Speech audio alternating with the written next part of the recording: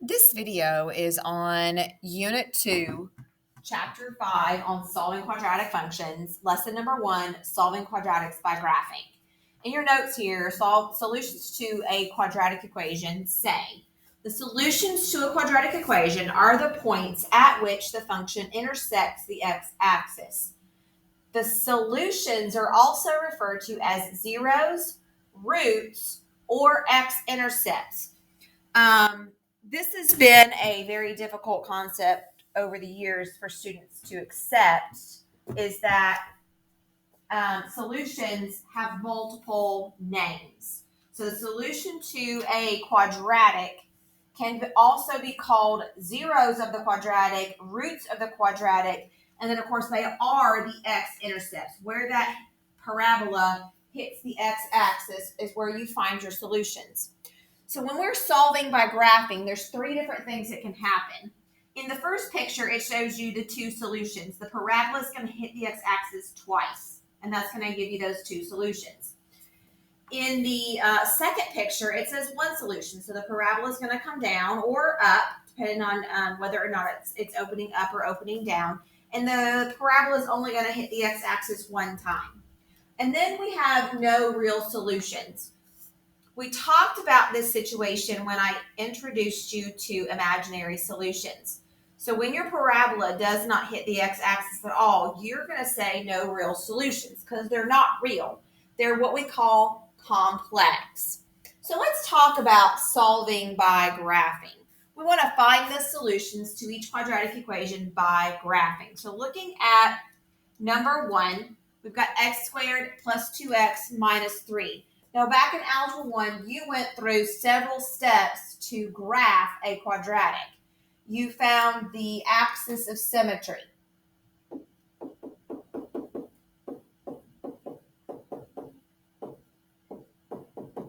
To find the axis of symmetry, it's x equals the opposite of b divided by 2a. So in your quadratic, anytime you have a quadratic, it's ax squared plus bx plus c. So as I'm looking at this equation, x squared plus 2x minus 3, a is equal to 1, b is equal to 2, and c is equal to negative 3. So the opposite of b is going to be negative 2 divided by 2 times 1, and that's going to give us negative 2 over 2, or x equals negative 1. So to graph that on a coordinate plane, we've got this axis of symmetry, and I'm going to use a dotted line here. Basically what that means is that's the line at which the left half of the parabola is going to match the right half of the parabola. Then what you found was the vertex of that parabola, and we use the negative 1 that we just found in the axis of symmetry, and we plug it in. So we're going to plug it into the x squared plus 2x minus 3, and we have negative 1 squared plus 2 times negative 1 minus 3. Negative 1 squared is 1, and then 2 times negative 1 is a negative 2, and then minus 3. So 1 minus 2 is negative 1, minus 3 is negative 4. So at negative 1, negative 4, we have the vertex. That's what that means. So x was negative 1, and then our output was negative 4. So the vertex is at negative 1, negative 4. From there, you would have started plugging in numbers or values of x. So I'm going to plug in 0 to create a table of ordered pairs.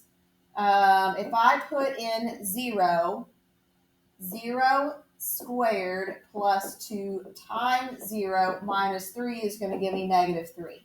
So 0, negative 3 is an ordered pair. And remember, these are symmetrical. So if there's a dot on that side of the axis of symmetry, there's a dot to match it on the other side. I'm going to plug in the 1.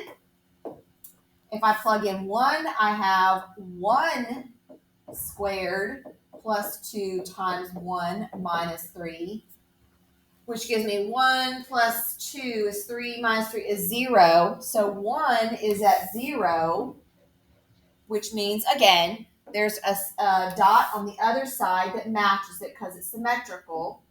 And there's my parabola. And it also actually gives me my solutions. So where x is equal to 1 and x is equal to -3 is my solution, are my two solutions to that equation. So that's the by hand method. I want to look at number 2. Let's look at number 2. So I've got the function f of x is equal to -x squared minus 10x minus 25. I'm going to use the graphing calculator on this one. So we're going to go to y equal, and we're going to put in the -x squared minus 10x minus 25. So I'm basically using the table of ordered pairs on my graphing calculator to find the solution. Now, if I look at the graph itself first, it looks to me like my axis of symmetry is right here at -5 on the x-axis. So let's look at our table of ordered pairs where x is equal to -5. And if you'll notice, the y value is 0. That's important because when y is equal to 0, that is an x-intercept. And the x-intercepts are the solutions, those roots, those zeros to the function. So looking at this, I can tell that my solution is just -5. Let's do one more here. If you look at example number, let's look at example number 4. Jump to number 4. We've got f of x is equal to -x squared minus 11x minus 28. So again, I'm going to go to the y equal, -x squared minus 11x minus 28. And I'm going to graph this just to kind of get an idea here. So looking at my graph, it appears that the parabola hits the x-axis at -4 and -7. So let's check the table of ordered pairs. And at -4, there's a 0 in the y, so that tells me that's one of my solutions. And sure enough, at -7, there's another 0. That's my other solution. So -4 and -7 are my two solutions for number 4. So solving by graphing, if we're just using the technology, is a very quick process. I want to jump down to number 7 and show you one more. -x squared plus 8x minus 17. Go back to y equal, -x squared plus 8x minus 17. So let's look at the graph here. Now what we can quickly see is that the parabola does not hit the x-axis, and what that means is that there are no real solutions. So what we're going to say here is that there are no real solutions. And what does that mean? That means that there are going to be two complex solutions. That's what that means. Now, we're not going to be finding them yet in lesson number 1 or in lesson number 2, but we will be talking about complex solutions when we get to lesson number 3. There are your notes for chapter 5, lesson 1.